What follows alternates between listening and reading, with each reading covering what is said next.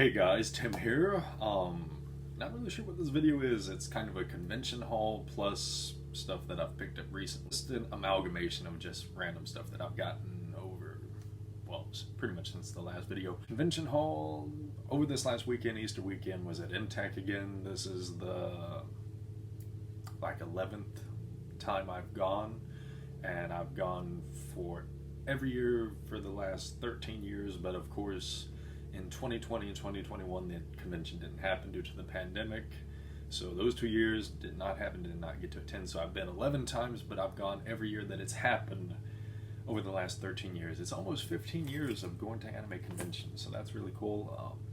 I've been going to anime conventions almost as long as my YouTube channel's been around. This year celebrates 15 years of being on YouTube and making YouTube videos, so that's pretty cool. Anyway, we have my first batch. I'm going to show these off because it's actually pretty cool.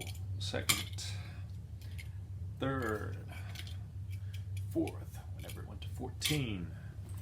Definitely conventions have changed a lot over the years. Going to conventions this long, it's like I really miss how good conventions used to be.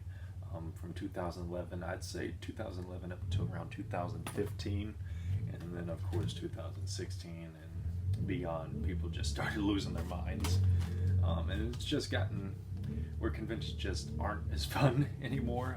There's not as many interesting panels that I enjoy going to. There's not really fan panels for anime series like there used to be. Like there used to be Naruto panels, Bleach panels, One Piece panels, Fairy Tail. At the convention this year, there was like one fan panel, and that was for Demon Slayer, and that was on a Sunday. I don't remember if it was 30 minutes or an hour, but again, that's a series that has ended for years. Why is there not a Jujutsu Kaisen fan panel or anything like that? The last fan panel I really went to was a JoJo's panel, I believe, back in 2015, and just fan panels aren't really a thing for series anymore, and that's really saddening because that's one of the coolest things whenever you get a bunch of people in a room that like a certain series and just want to talk about it, and there's usually like trivia and prizes and stuff like that, so you just don't see fan panels much around the conventions that I go to. I don't know if it's like this everywhere else, because I usually only go to like 2 or 3 anime conventions a year now. I don't go to a ton of them like I used to. I used to go to a lot more and used to travel out to go to a lot more, but this year I'm actually going to try to go back to AWA, which is Anime Week in Atlanta. That's probably the closest really big anime convention. Usually Crunchyroll is a sponsor. You usually have some like industry stuff sponsoring at the event for AWA because it's a bigger convention. Whereas most of the conventions I go to is more of your medium-sized, like small to medium-sized conventions where it's only like around the 10,000 people mark or less. It's usually around there, whereas you go to AWA and it's getting up into the like, I forget what their attendance is, but I believe it's over 50,000. I'm not exactly sure off the top of my head, but I know it's a bigger anime convention because I've gone to it and it's much bigger. But anyway, might make a video about conventions sometime just because I'm a veteran at this point, almost 15 years of anime conventions. I'd like to think that I am a veteran, and I've been to Japan, to Kamiket, which is the biggest convention for anime and stuff in the world, and I've gone to it more than one occasion.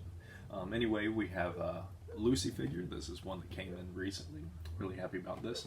Want to grab up the rest of hers. I believe there's 1 or 2 that are already out. That's a pop-up parade because I want to get some more pop-up parades. I really like those figures. They're not too expensive and they're decent quality. Next up we have One Punch Man Season 2. Finally picked that up. I just saw it in Walmart for like $15 and I was like, I'm missing it. I don't have it. I know the animation quality drops quite a bit because it changes studios, but I just picked it up.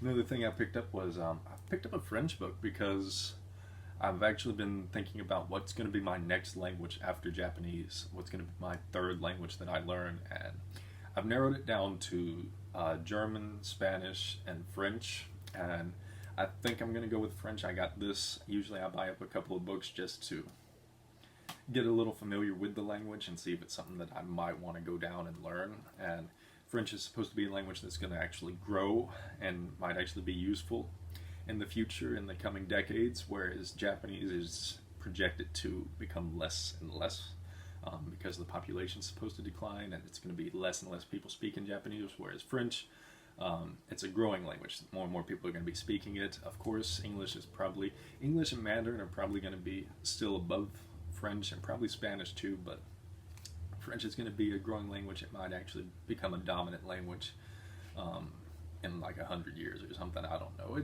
I just want to learn. Originally, my goal was to learn like 3 languages, but now I'm leaning more towards learning like 5 languages, and I want this one to probably be my 3rd one. After Japanese, I definitely want an easier language because Japanese has been very difficult to learn, so I wanted to get something that would be quite a bit easier for a native English speaker, and French is like within the top 10 easiest languages to learn for an English speaker. Of course, Norwegian is usually like number 1. Spanish is a bit easier than French on most people's like rankings for easiest languages for English learners. So Spanish is easy, French is pretty easy, so just gonna go with French.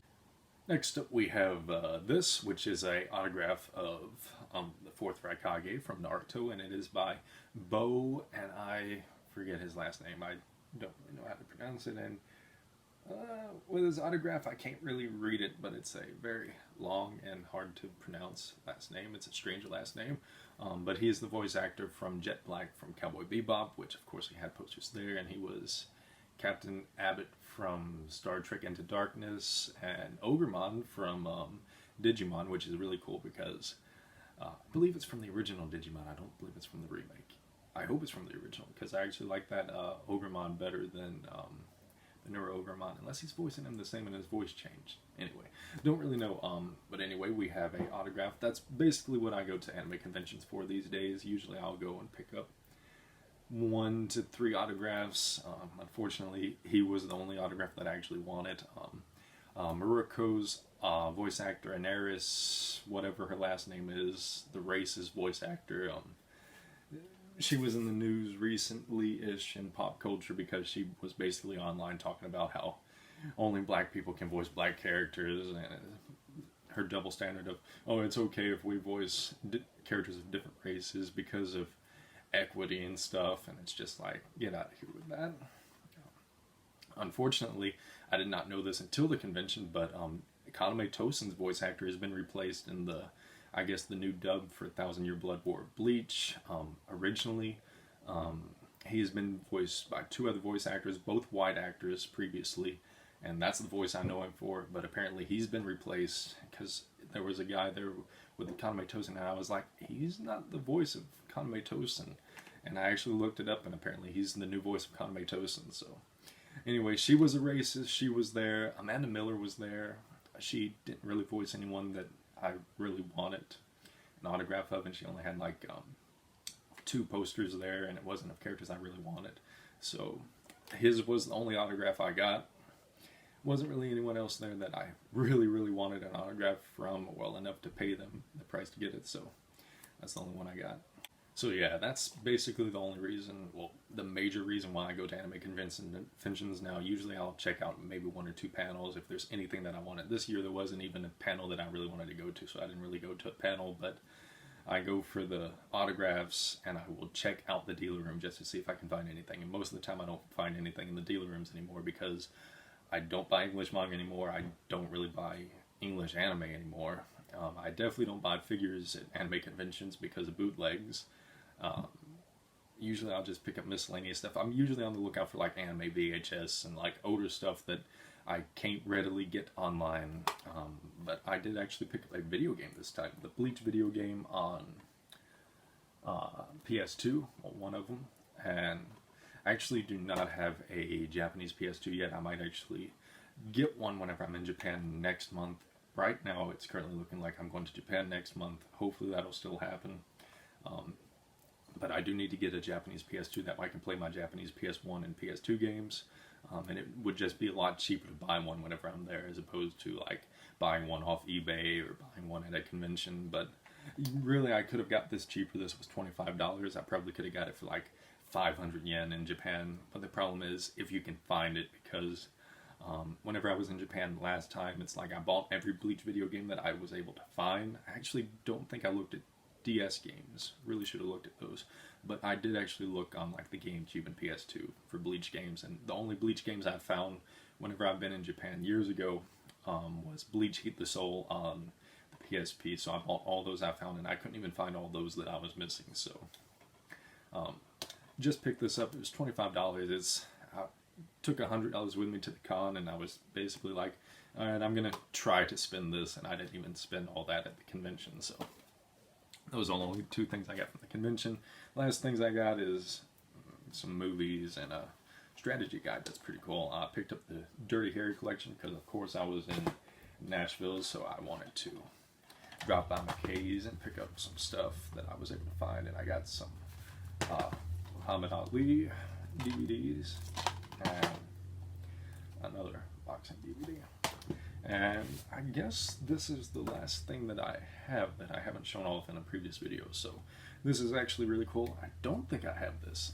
I do collect strategy guides. I found Tony Hawk's Underground 2, and I was like, there might be something in it that I don't know, but I used to play the Thug 1 and Thug 2, American Wasteland, all those games a lot, and I believe I've unlocked and did every possible thing that you can do in those games.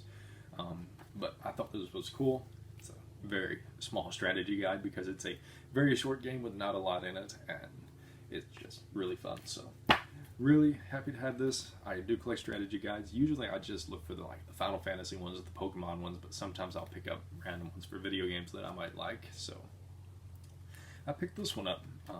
Not sure if any of the other ones have strategy guides, but if I find them for a good price, I'll probably pick those up as well. But this is really cool because it's one of my favorite PS2 games.